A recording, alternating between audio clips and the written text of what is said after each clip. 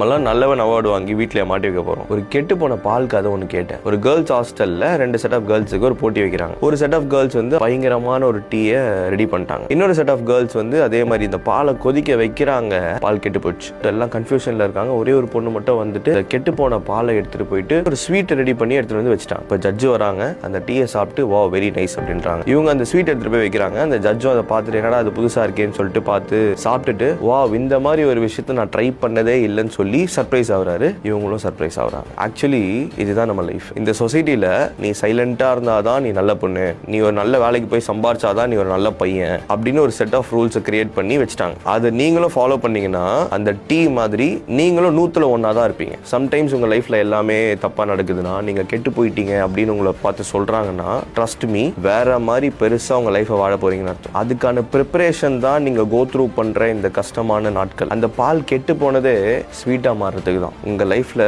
Problems வருது நீங்கள் successful ஆகிறதுக்கு தான்.